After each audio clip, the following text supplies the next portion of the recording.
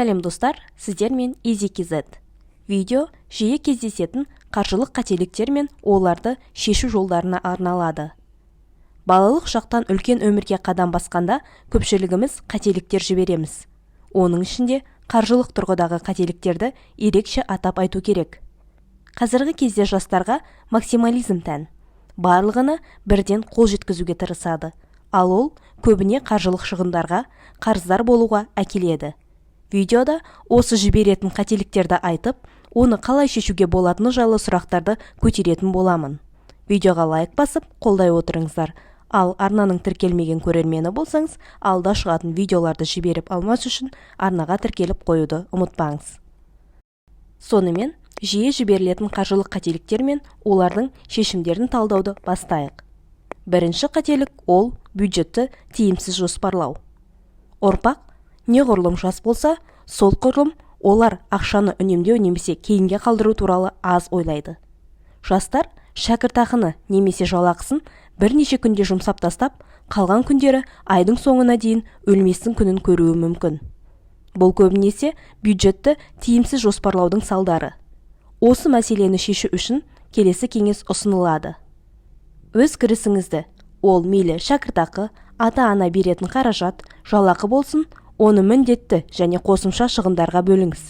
Міндетті шығындардан кейін өзіңізде қанша ақша қалатынын есептеңіз.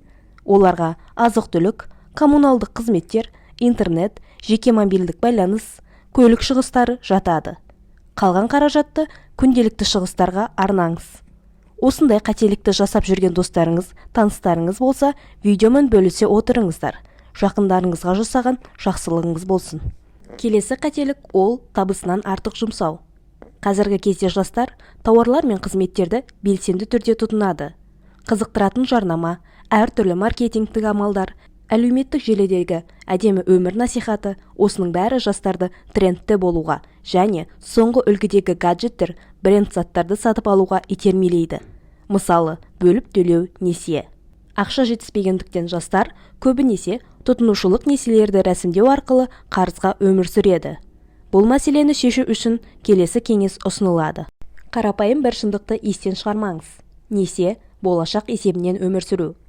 Қарыз ресімдемес бұрын, сізге бұл шынымен қажет пе? Өзіңізге жауапты қаржылық міндеттеме жүктеуге дайынсыз ба? Соны ойланыңыз. Жеке бюджетке қосымша ауыртпалық түсірмеуге тырысыңыз. Енді жиі кездесетін үшінші қателік туралы айтайық. Ол резервтік қордың болмауы. Жастар бүкіл өмірлері алда деп санайды және қаржылық қауіпсіздік жастықшасы туралы ойлағылары да келмейді. Алайда, жеке резервтік қорды қалыптастыруды жастайынан бастаса, онда болашақта өзін күтпеген қаржылық қиындықтардан қорғауға болады. Жеке резервтік қор бұл белгілі бір ақша қаражатының сомасы.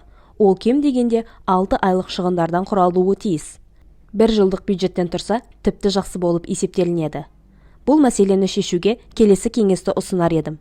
Жинақтаудың ең тиімді әдістерінің бірі ол банктік салым ашу. Егер сіз 20 жасыңызда, мысалы, ай сайын жалпы кірісіңіздің кемінде 10% жинай бастасаңыз, онда белгілі бір кезеңге дейін қауіпсіздік жастықшасын құра аласыз. Ал осыдан кейін барып, тәуекелі жоғарырақ болып келетін компаниялардың бағалы қағаздарына инвестициялауға кіріссе болады. Бірінші, қауіпсіздік жастықшасы, кейін бағалы қағазға инвестиция. Келесі қателік ол нақты мақсаттардың болмауы. Армандарды жүзеге асыру үшін қаржылық жоспар құрып, оны орындау керек. Қағазға өз мақсаттарыңызды әрі оған қол жеткізу тәсілдерін жазыңыз да, нақты мерзімдерін көрсетуді ұмытпаңыз. Бәлкім, бастапқы кезеңдерде өзіңізді межеленген жолмен жүргізу қиынға соғуы мүмкін. Алайда, тәртіптік тәсіл қолдансаңыз, сіз өз армандарыңызға бір қадам жақын боласыз. Бұл жағдайда өз мақсатыңызды іске асыруға қатысты егжей-тегжейлі жоспар құрып, оған қол жеткізу үшін ай сайын жинайтын соманы көрсету кеңес етіледі. Өз қаржылық мүмкіндіктеріңізді ескеруді ұмытпаңыз. Қаражат жинау барысында жаппай үнемдеу режимінен аулақ болыңыз. Көрпесіне қарай көсілу деген қағидатты естен шығармаңыз. Келесі жастар жіберетін үлкен қателік ол бір мезеттік табысқа сену. Қазіргі жастар технологиялық прогрестен қалмай, IT саласында әбден шыңдалған болса да, олар өз сенгіштігінен және немқұрайлық танытудың әсерінен алаяқтардың арбауына жиі түсіп қалып жатады. Және оларды қаржылық пирамидаларға тарту оңайырақ болып келеді. Бұл жағдайда делдалдық, кірісі шамадан тыс онлайн жобалар арқылы табысы жоғары ұсыныстарға немесе барынша көп адам тарту арқылы ақша төленеді деп уәде беретін немесе инвестициялардың қайтарылатындығына кепілдік беретін компанияларға сенбеу кеңес етіледі. Мұндай уәделерді беретін тек алаяқтар. Кез келген ақпаратты үнемі тексеріп, барынша қырағылық танытыңыз. Осы қателіктерді көпшілік жастардың жіберетіндігі сөзсіз. Егер достарыңыздың балалары осындай қателіктермен өмір сүріп жүргенін көрсеңіз, осы видеоны кеңес ретінде жіберуіңізді сұраймын. Видео сізге пайдалы, танымды болды деп үміттенемін. Лайк басып, арнаға тіркелуді ұмытпаңыз. Келесі видеода кездескенше.